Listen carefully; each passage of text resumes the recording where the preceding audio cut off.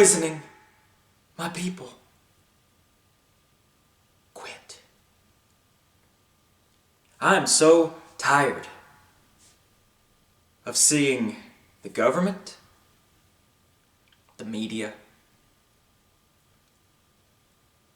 the higher-ups in the military, and some policemen. I'm sick of seeing Big Pharma. I'm sick of seeing doctors poisoning our people. So tonight, I'm going to talk about a pandemic. A real pandemic. And no, it's not the Chinese virus. Personally, I'm sick of hearing about it, and I'm sure many of you are also tired of hearing about it as well. What I'm talking about is a true epidemic. And that epidemic is drug abuse in rural America.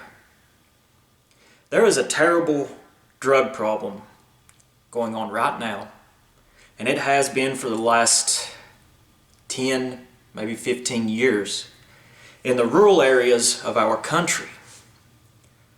This is it's a tragic problem, it's heartbreaking, and it's infuriating in a lot of ways. Now, this problem, there is so much blame to go around regarding this problem. This problem is also a problem that, unfortunately, I know all too well. A while back, I made this video here talking about the problem.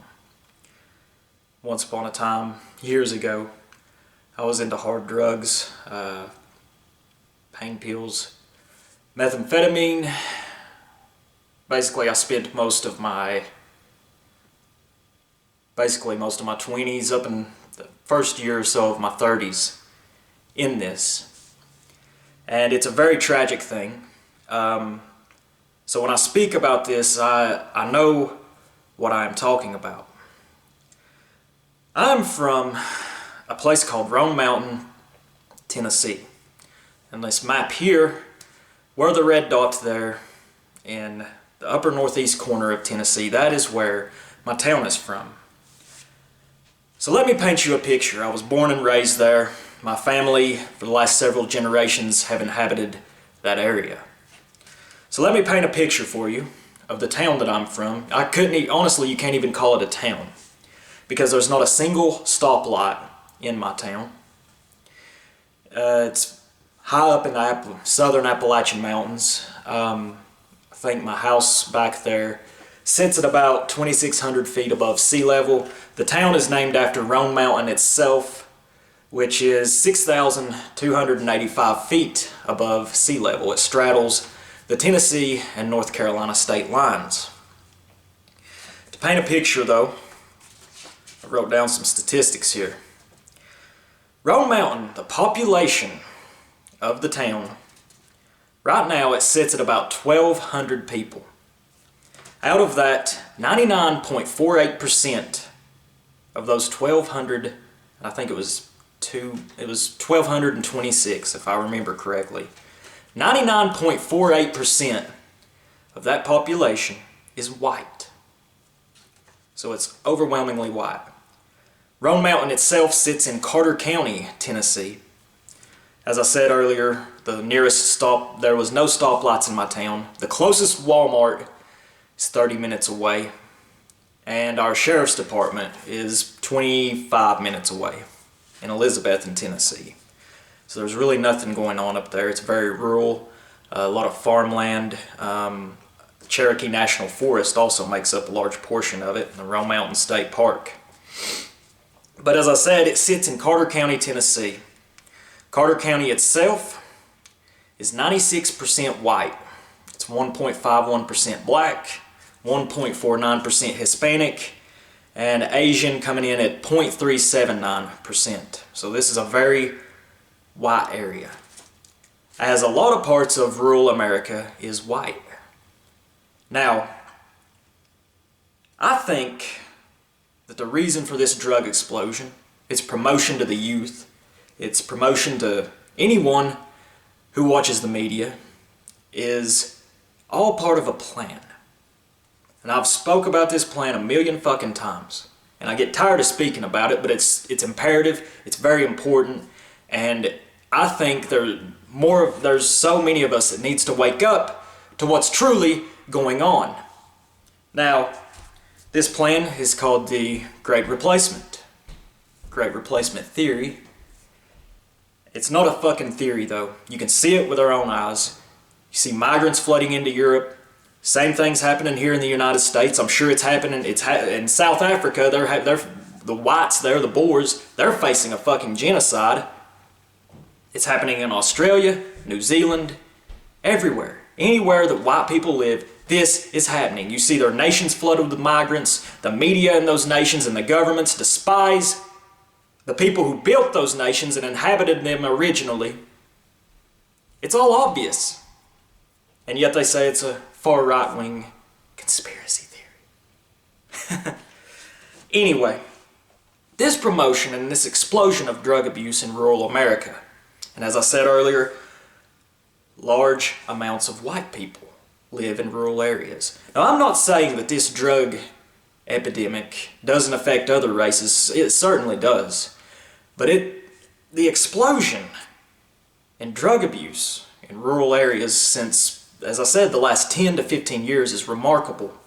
In fact, when I was doing a little bit of research for this video, the director of the CDC, her name was Brenda something, but she is quoted as saying in 2017 that right now in America, the rural population, there is more drug doses in rural parts of America than there are in fucking urban shitholes. She didn't say it like that, but I'm just trying to put emphasis on it here. To give you more information about where I'm from, it's a very poor place. It's beautiful, but it's a fairly poor place. There's not a lot of jobs there. The median income for men in Roan Mountain is only $19,004 a year. For women, it's $20,792. Funny how women bring in more money on average. Fruits of feminism, I guess. And 27.1% of the population in Roan Mountain is under the poverty line. So it's a very poor place. And the population over the last decade has fell. I noticed it was a dramatic decrease from around 1,400 to 1,200 between the years of 2017 and 2018. So, the median age in Carter County is 44.9. So what we're looking at here is a aging white population, and it's a decreasing white population. And even the CDC director herself earlier said that drug overdoses in rural areas now outnumber those in urban areas here in this country. There is a plan. There is a coordinated plan for all of this. And let me explain why. Take a look at these pictures here. These are U.S. troops in Afghanistan guarding opium fields. Now, I'm not saying this to throw off on the military. I'm not. And it's hard to draw context from just looking at a photograph. Perhaps these troops were securing the perimeter of the opium field before they were to destroy it, to cut it down, burn it down, whatever. Perhaps. But I'm inclined to believe otherwise. Let me explain. If you look at it, in 1996, I believe OxyContin was released to the market by Purdue Pharmaceuticals. And if you want to know who owns Purdue Pharmaceuticals, look up the Sackler family. And it was a real hit with doctors in the late 90s there. Now, if you look at it, 2001, 9/11 happened. And this is when Oxycontin was really in demand. And you know, there was other generic brands of Oxycontin that was being released, prescribed by doctors. And isn't it funny that in rural areas, opiate addiction rose tremendously in the years following 2001, when we invaded Afghanistan? As I said, I'm not throwing off on the military for this. I'm not throwing off on these poor goyim that are having to guard these fucking fields, that are poisoning their people back home. They're just taking orders.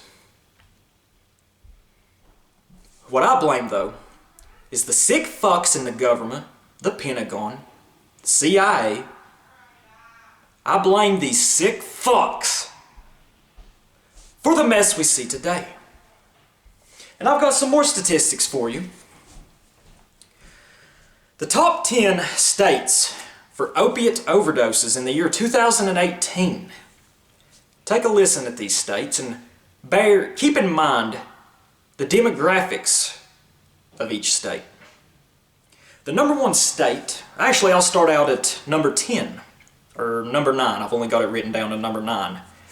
The 9th highest state for opiate overdoses in the United States is my home state of Tennessee, with 22.2 overdose deaths per 100,000 people.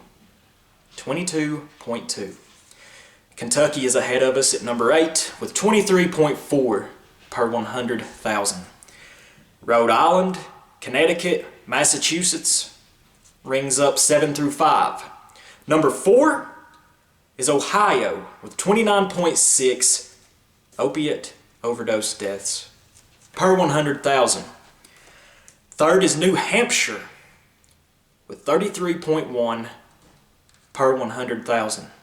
Number 2, Maryland with 33.7 per 100,000. And the number 1 state for opiate overdoses in 2018 was West Virginia with 42.4 deaths per 100,000. As I told you, keep in mind of the demographics of each of these states. Now, I'm just going to go ahead and look at just the top few. West Virginia, an extremely rural state, except maybe for Huntington and Charleston. Largely white, largely rural. Very similar to how it is here in eastern Tennessee, Appalachia. 42.4 per 100,000. And this was in 2018. Maryland, probably the same at 33. New Hampshire, largely white state, 33.1. Ohio, same thing, minus Cleveland, Cincinnati, some of the larger cities. I'm willing to bet a lot of these overdose deaths were white people in rural areas. So I know, I'm willing to fucking bet that our government and their wish to fulfill the Kalergi plan, they have a significant hand in this. I'm certain of it. It's infuriating. Now, there's a lot of blame, as I said, that can go around this whole fucking mess. Back when I was into this lifestyle, back when I was a criminal, I was a drug addict, I was into methamphetamine for several years. Back when I was into this, I never blamed other people for my problems. Because although it caused a lot of fucking problems, not just for me but my family, I never once blamed anyone else for it because I made my own choices. They were horrible choices, bad choices. Drug addicts, they tend to make bad choices. But I never once lied to myself. I knew I was poisoning myself. I knew that this was my problem. I didn't hold anyone else accountable. I didn't hold the people that first introduced me to these things, got it for me. I don't hold them accountable. They didn't force me to do it. I did it myself. So most of the blame can honestly be attributed to the person doing the drugs. Sad to say, it is what it is. But you know, bear that in mind, but if you think about it, look at how drug use is glorified and promoted by the media through movies, TV shows. Look at how it's glorified. It's promoted in degenerate music. It's been that way for years. You see, here in rural Appalachia, people have a sort of rebellious streak. We don't like to be told what to do. Never have. And I'm sure by extension it's much the same way for any other white people across the world. Whether you're in Europe, Australia, New Zealand, South Africa, here in North America, I'm sure it's the same largely. Now in Appalachia, we've always had moonshining was a large part of the culture here in Appalachia. We didn't like outsiders coming in and telling us what to do.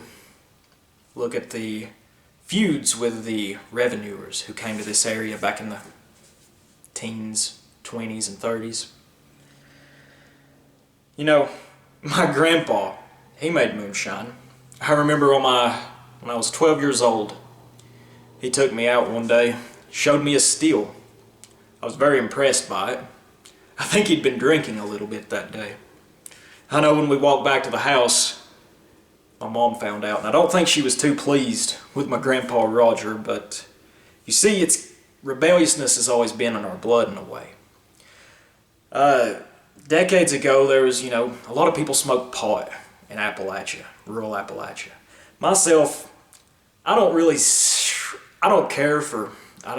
like alcohol, I don't care for marijuana. But I don't think marijuana is too destructive. Honestly, if you're wanting to get an altered form of consciousness, I would say marijuana is probably the most benign way to go. I don't like it, but I think it's the least destructive. It's not as destructive as alcohol is, certainly. But you look at the 2000s, there was a lot more pain pills being prescribed in my state, in my area, up through the mid-2000s on up till today. I know, and it makes you wonder, how did this come to be?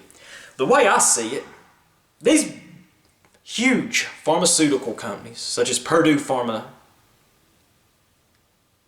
they needed to get the raw material to make their fucking drugs with. So 9/11 happened, let's go to Afghanistan. Even though the hijackers were allegedly from Saudi Arabia. Although myself, I believe there was a totally different nation responsible for 9/11. Look up at who had the 5 outstanding dancers that somehow knew about 9/11 and filmed it shortly after it fucking happened, jumping for joy like little schoolgirls. That's who I hold responsible. Yeah, we didn't invade there. Of course not. In fact, they've had our country by the balls since fucking 1948. They're who responsible. Always has been. But anyway, we invade Afghanistan. Now we have pictures of our fucking troops fighting for our freedom. Oh wait, they're guarding a goddamn opium field. And I'm inclined to believe that this opium was shipped to the United States through the CIA, other operations, clandestine. It was shipped to the United States, and now it's poisoning our people. It's infuriating. And if you don't think the CIA is responsible for such fuckery, look up the Iran-Contra deal back in the 80s. It's always been this way. A lot of Vietnam vets came back from Vietnam. I think I've read before that the number was as high as 1 in 4 Vietnam veterans came back addicted to heroin. Because after all, heroin grows over that in that region of Southeast Asia. I've read that they call it the Golden Triangle. So it's always been this way. You know, it's horrifying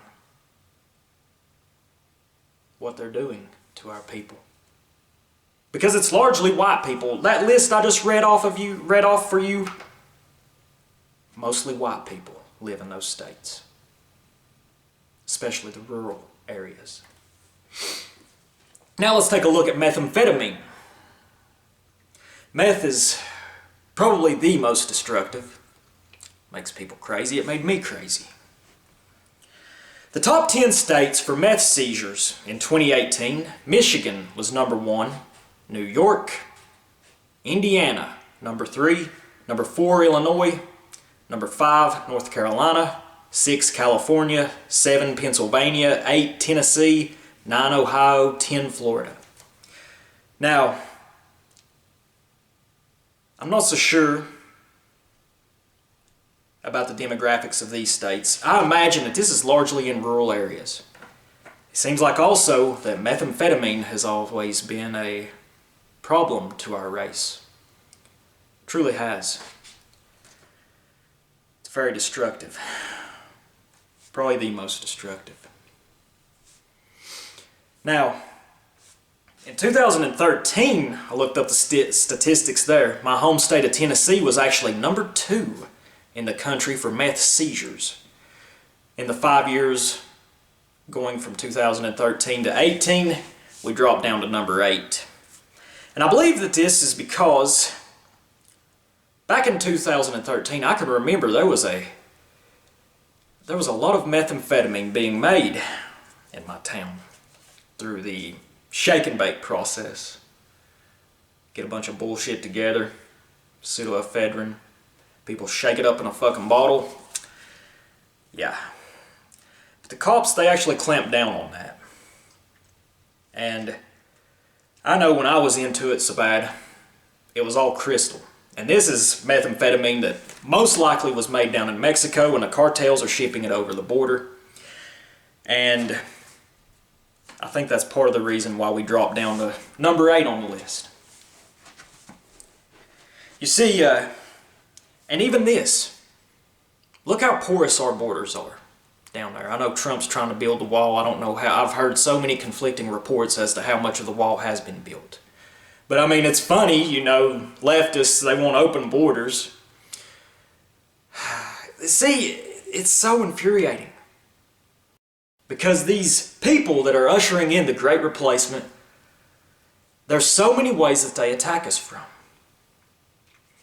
You have the media, with one side promoting drug use and drug addiction through degenerate media, movies, music, TV shows. They make the whole lifestyle seem glamorous, and I can tell you, it is far from glamorous. It was pretty bad off there for a while, for a couple of years. But you also have, on the other hand, the media telling us, you know, how bad it is, how devastating. It's so funny how they give you these conflicting reports. You know, one dirty hand washes the other. So see, this is all part of a plan. And it's fucking infuriating. And it's heartbreaking. How many mothers and fathers have had to bury their sons and daughters whose lives have been snuffed out from this shit?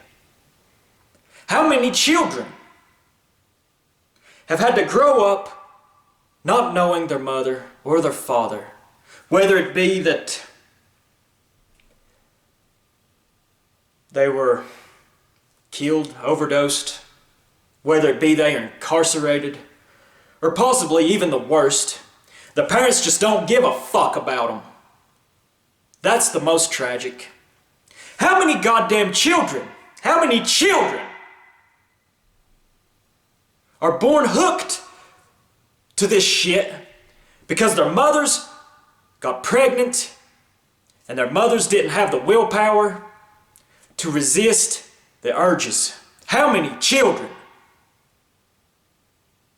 have been born addicted to this shit the last few years?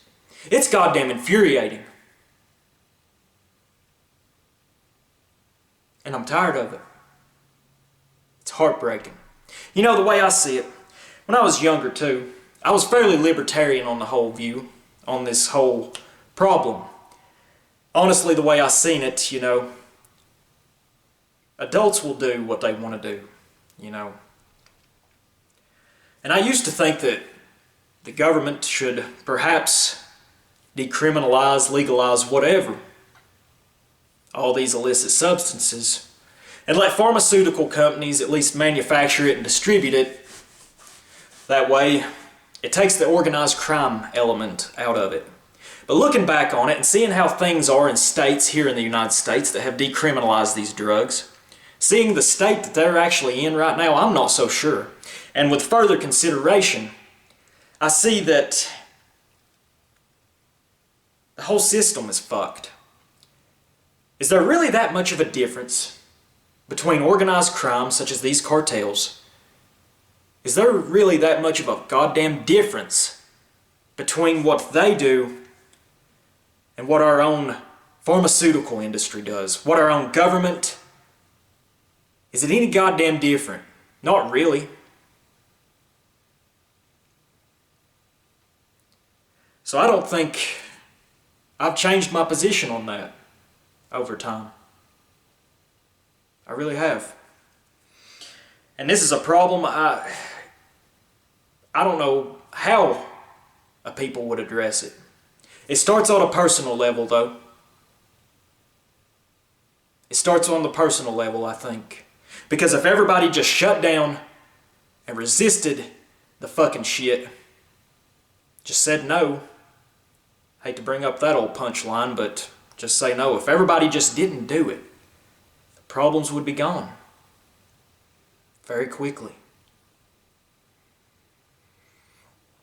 You know, and I mean, just seeing the drugs flood into my town over the years, I seen it firsthand. I lived it. I seen it. You know, and I'm inclined to believe, I remember hearing tales from people, some of the people that I bought my drugs from, who claimed that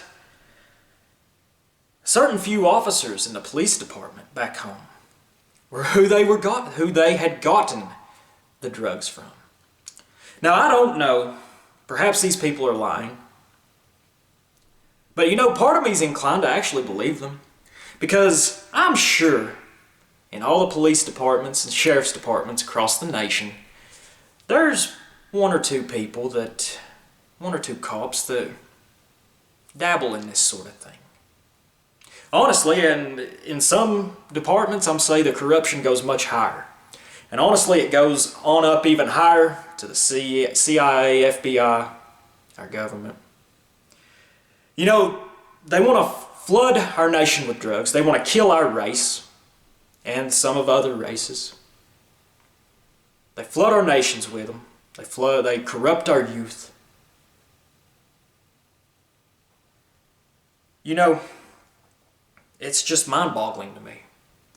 The way I see it, honestly, if our government truly wanted to, they could virtually eliminate these problems within a few years. But they don't want to. You see our troops over there guarding the shit. You see our open borders. You see all the lobbying for Big Pharma. They don't want to stop this shit. Because their sick fucking asses grow wealthy from it. They do. It's infuriating. I've rambled on long enough about this, but it's a real pandemic what's going on in rural America. And as I said, there ain't much that me and many of you watching this can do.